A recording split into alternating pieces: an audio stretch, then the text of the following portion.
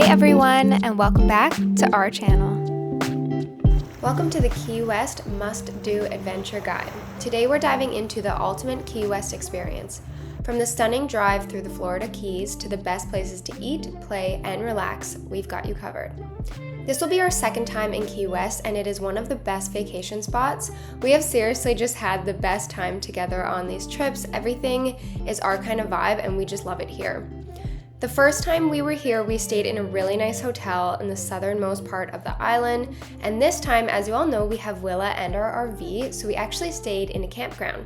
So this video will be an extra special review because we will show you the bougie hotel version if you want to spend lots of money, and the campground RV life, which is also awesome. The topics for this video will cover why you have to drive to Key West versus flying direct, the best stops in the Keys, the 7-mile bridge, biking the Key West Boardwalk, Fort Zachary Taylor Park, the nightlife, sightseeing, golf, and where to stay. So if you're heading to Key West soon, or if you're interested in a certain topic, feel free to jump ahead, but just sit back and relax and enjoy these stunning views. All right, let's dive in. Driving versus flying direct. Our first journey to Key West began by renting a car and hitting the road, and this trip we drove down in our RV. The drive through the Keys is an adventure in itself, with the iconic 7-mile bridge offering breathtaking views of the never-ending waters. Trust me, you won't want to miss this scenic drive. So I highly recommend driving compared to flying direct into Key West because some of the best spots are actually in the Keys on the way to Key West, and the drive is 10 out of 10. So if you've watched my Maui video, you know we love using Turo to rent cars. Last time we rented a car out of Orlando and spent 2 weeks driving around Florida. This time we are in the RV, which we found not too bad getting around to all the stops. There was plenty of parking. So if you are driving in Florida, just keep in mind that people drive really fast. So drive safe and keep calm. There is a massive police presence in Florida too, which you will be grateful for. We had someone speed past us and almost cause an accident, and he was pulled over shortly after. So if you're one of those people who like to drive fast, just keep in mind that there are lots of police.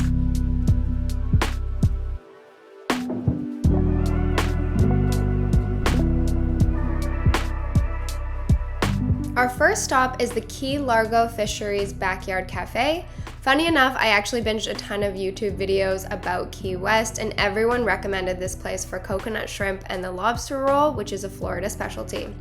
We both loved it here. The dipping sauce was a bit odd. It was an orange marmalade, but still overall the food was very good. The garlic toast for the lobster roll is amazing, and the portion of lobster is American sized. Thank God.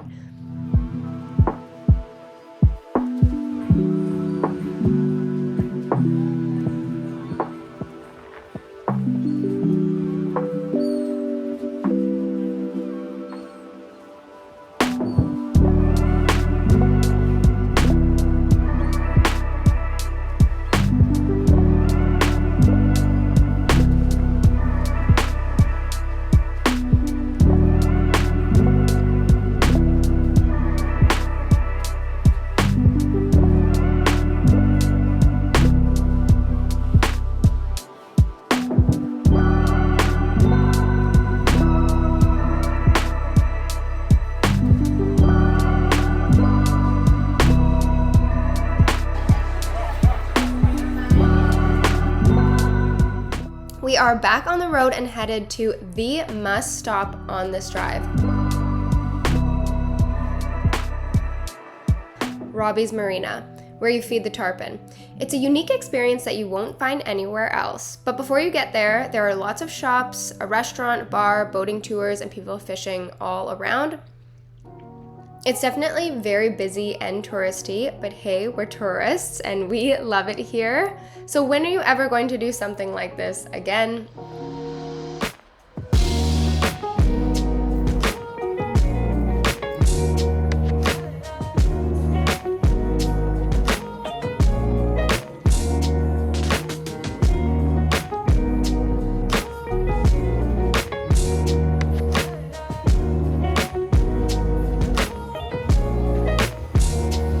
So you buy this bucket of fish for $5. Try not to get attacked by pelicans along the way.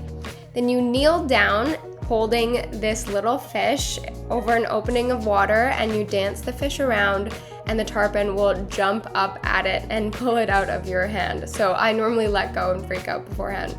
It's so funny watching everyone else freak out, and a pelican did come after me, which was a bit scary, and they kind of ruin the experience a bit because you're just on high alert with how aggressive they are. But what can you do? They live there, not me.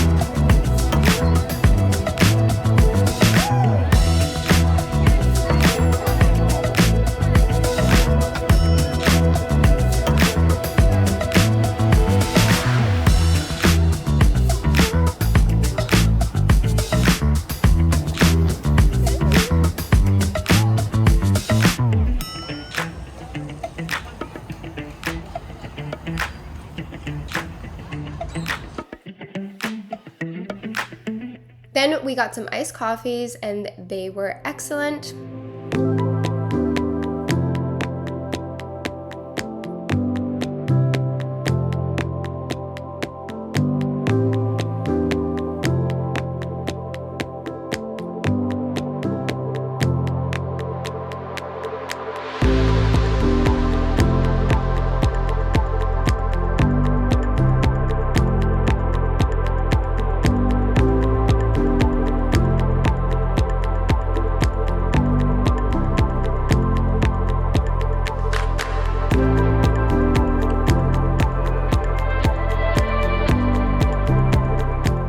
Next stop is Burdines for a shrimp burger and key lime pie. The burger was nothing special. I probably will never get a shrimp burger again. The key lime pie was recommended through YouTube as the best key lime pie and that you need to get it deep fried. It was so tasty, but it tasted more like a deep fried apple pie. But the view was gorgeous and we discovered a new favorite beer, No Wake Zone, which is the perfect Florida beer. It tastes like coconut, so it definitely is a must stop at Burdines.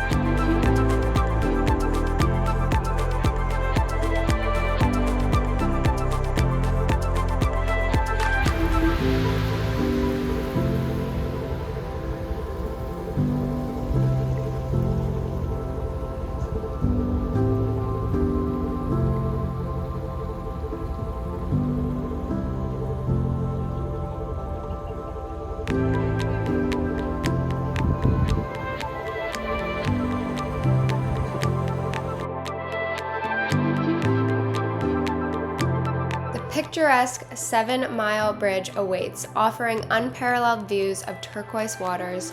Roll down those windows and let the ocean breeze guide you through this mesmerizing drive. This drive is so stunning and gets me every time with the color of the water and the sun shimmering on the waves. It's just amazing.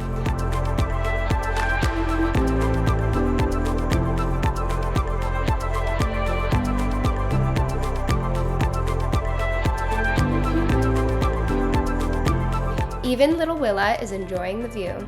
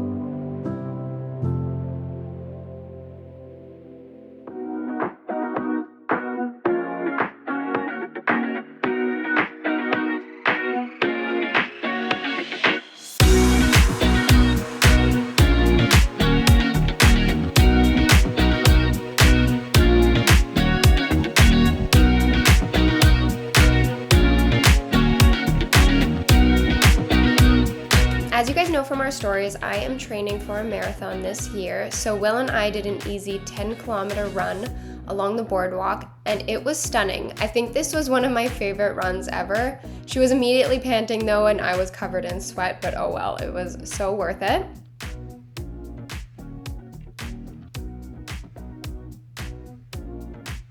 And the only thing that topped that run was the bike ride later that day. We biked the same route twice, and honestly, I'm still blown away by the beauty of this place.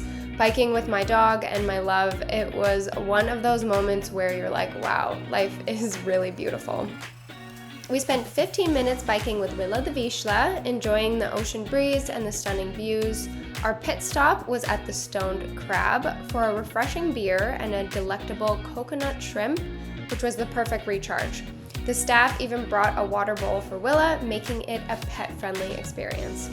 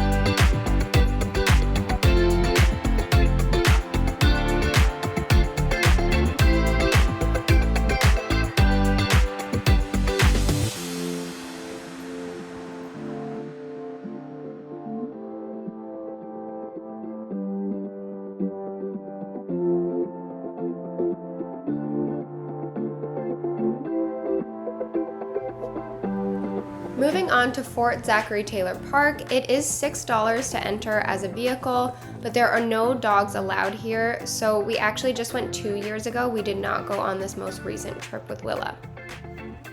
So this review was 2 years ago, but we soaked up the sun on the beach and ventured into the crystal clear waters for some snorkeling.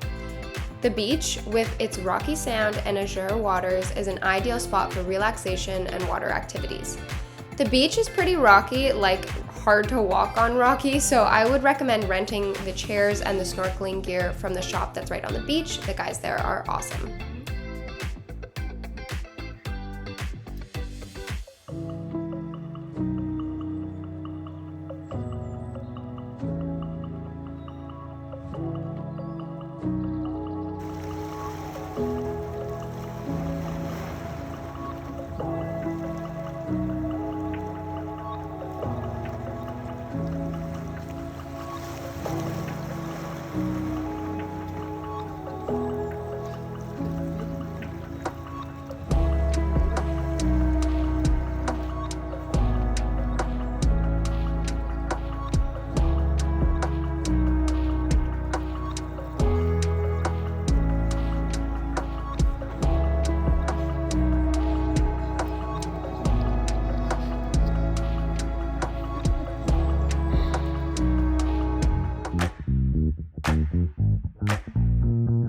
As the sun sets, Key West transforms into a lively paradise for night owls. Join us as we explore the vibrant nightlife, where the streets are alive with the sounds of live music and laughter. Key West bars offer a diverse range of experiences, from iconic classics to hidden gems. A major reason why we love Key West is that the nightlife is such a perfect fit for what we both love. Cheap beers, live music, and all kinds of live music. Most of the bars are open to the outside, so just walking down the street, you can see what the vibe of the bar is and you can jump in and check it out. There isn't any cover. The bands are awesome and the service is really great. Sloppy Joe's is a must-see. We always have the best time here. It is our favorite bar, but we typically jump around to all different kinds of bars based on the type of music that we want to listen to that night. But all of the performers are absolutely amazing. They know how to work a crowd, and we just have such a great time when we go out in Key West. And you can't do nightlife in Key West without visiting Duval Street. We spend most of our time on this iconic street, but there are tons of bars on the side streets and tucked away if you do a bit of exploring. But here's where you will get all of your Key West crewneck hoodies that you see everyone in town wearing. And it's where our favorite and most iconic bars like Sloppy Joe's, the Hard Rock Cafe, Fogarty's, and the Bull are all located, and there's tons of gems along the way.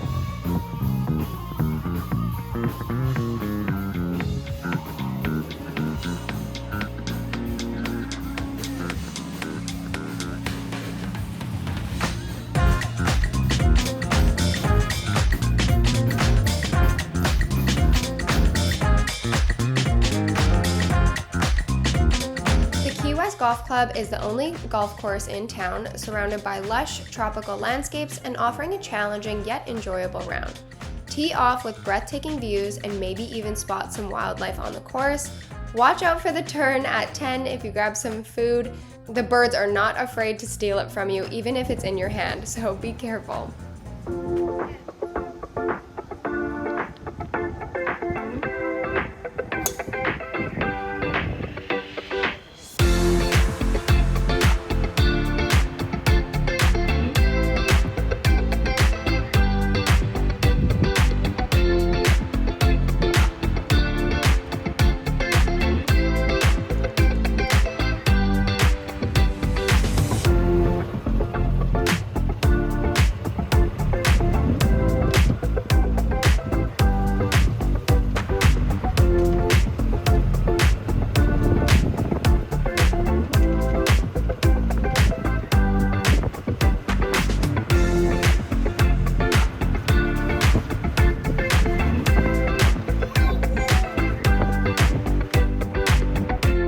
Not just about beaches and bars, it's also a treasure trove of history.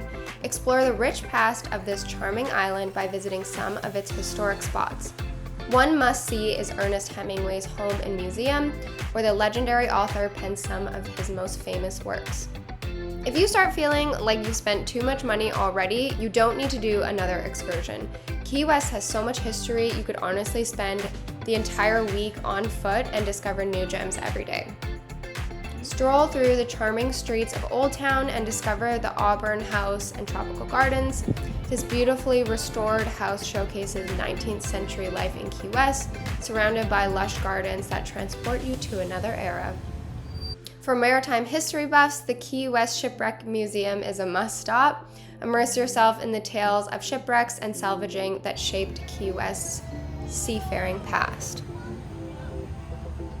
No historic tour is complete without a visit to Harry S. Truman's Little White House.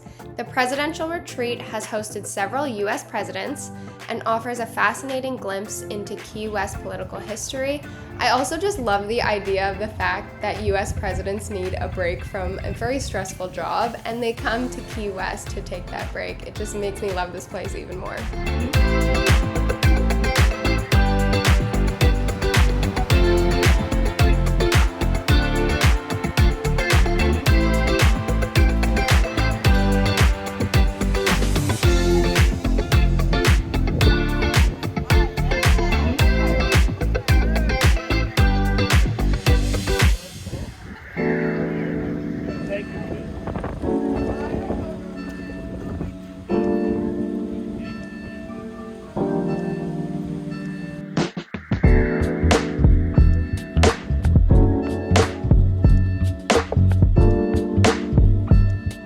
Now where should you stay in Key West?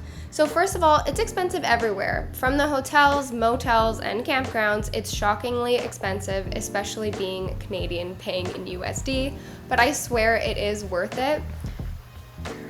We went all out our first time and stayed at the Santa Maria Suites Resort, which, wow, I wish I could just live in that apartment. With the view and the pool and the pina coladas, it was perfect. They also make you fresh baked muffins every day. The best thing about this spot was that we basically walked everywhere. We were on foot for most of the trip except when we wanted to go to the golf course and we drove our car there, but otherwise we could walk everywhere.